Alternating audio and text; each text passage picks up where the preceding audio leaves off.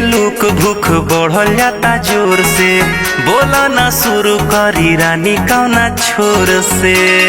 अच्छा ए रानी देखी के लुक भूख बढ़ल जाता जोर से, बोला ना शुरू करी रानी कौना छोर से।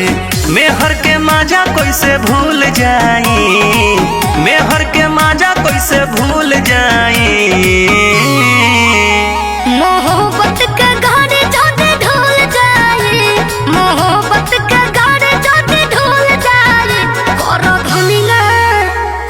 धनिया कमरिया से खुल जाए, करो धनिया कमरिया से खुल जाए।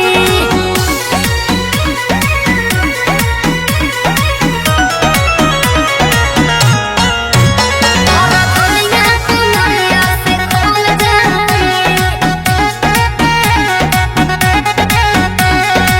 तू नागिन लेखा हमसे लिपट जा, कोरा में आके धनी हमारा से सट जा। ओहो छोड़ी ना राजा बहे बना जुक कमा दबाहे तने धीरे धीरे छोड़ी नीचे पलंगिया से हम घायल बने धीरे धीरे। मन करे तोहरे में घुल जाई, मन करे तोहरे में घुल जाई। मोहब्बत के गाने जोते ढोल जाए, मोहब्बत के गाने जोते ढोल जाए। करो धनिया कमरिया से खुल जाए, करो धनिया कमरिया से खुल जाए।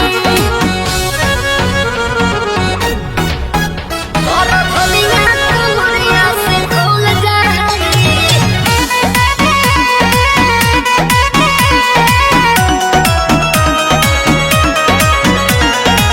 बोला ना कहिया ले रही छन के, कबूले काबू करी बिचलत ई महन के। एहो जब आई